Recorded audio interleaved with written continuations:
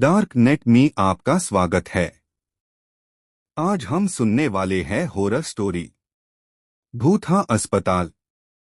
आज जो मैं आपको किस्सा बताने जा रहा हूँ वो हमारे कस्बे के भूथा अस्पताल का है। सारे कस्बे के लोग इस अस्पताल को भूथा अस्पताल कहते हैं। इस अस्पताल का असली नाम विक्टोरिया अस्पताल है। इस अस्पताल को आज से करीबन 100 साल पहले अंग्रेजों ने बनवाया था। उस अस्पताल के सामने एक कब्रिस्तान है। मेरे दादाजी ने मुझे बताया था कि आज से 60 साल पहले इस अस्पताल में ऑपरेशन के दौरान एक लड़की की मौत हो गई थी। तब से उस लड़की की आत्मा उस अस्पताल में भटकती है। रात ढलते ही कोई भी इंसान उस रास्ते से नहीं गुजरता है, क्योंकि उस लड़की की आत्मा राहगीरों को परेशान करती है। हालांकि मैं दादाजी की बताई पुरानी भूथा कहानियों में ज्यादा विश्वास नहीं करता था। एक रात मैं अपने दो दोस्तों अंकित और राजू के साथ रात को बाइक पर घूम रहा था। तभी मेरे एक दोस्त ने मुझसे विक्टोरिया अस्पताल वाले रास्ते से चलने को कहा।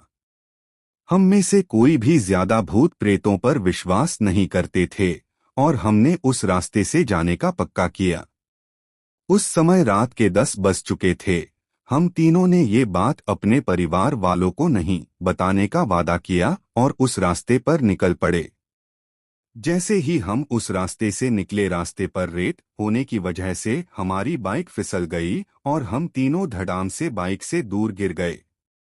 गनीमत थी कि हम लोगों को कोई चोट नहीं आई थी। बाइक चला रहे मेरे दोस्त अंकित ने बोला कि उसका बैलेंस तो बराबर था, फिर ये बाइक कैसे फिसल गई। हालांकि वो थोड़ा डर गया था। तो मेरे दूसरे मित्र राजू ने बाइक चलाने को कहा। अब राजू बाइक चला रहा था।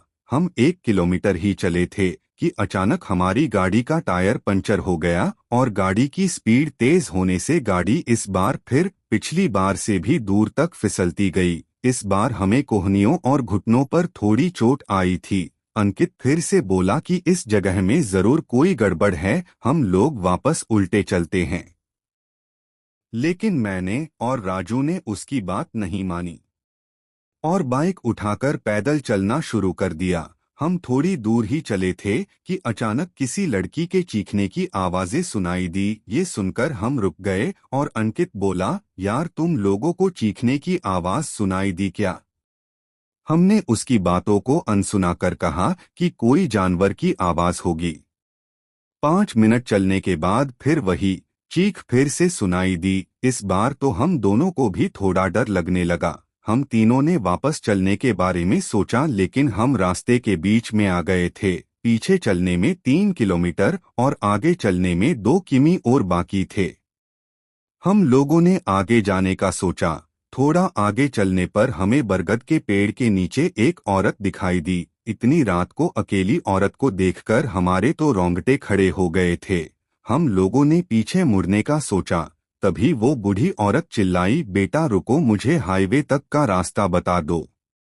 हमने पूछा कि इतनी रात को आप इस रास्ते से कैसे निकल रही हो? तो उस बुढ़िया ने कहा कि मैं पड़ोस के गांव की रहने वाली और मेरे पास पैसे नहीं हैं, इसलिए मैं पैदल ही निकल पड़ी। हाईवे के उस पार मेरा गांव है। हमने उस बुढ़िया की बात का विश्वास कर लिया और आगे निकल पड़े। रास्ते में वो बुढ़िया हमसे सारी बातें पूछने लगी। बुढ़िया हम तीनों के पीछे चल रही थी। हम तीनों दोस्त अब अपनी बात कर रहे थे। तभी राजू बोला कि लो मांझी, आपका रास्ता आ गया।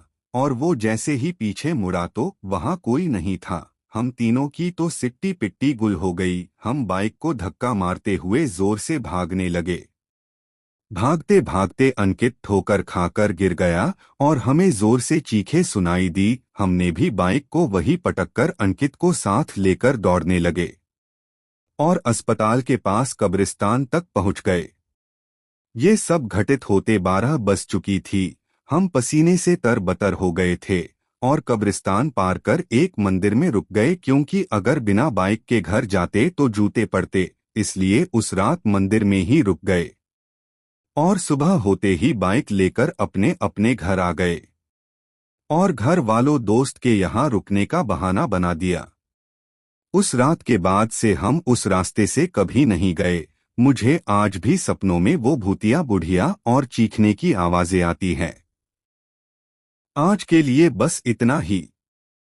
फिर कल मिलेंगे नई कहानियों के साथ। अगर यह कहानी आपको अच्छा लगा हो तो चैनल को सब्सक्राइब और वीडियो को लाइक करें।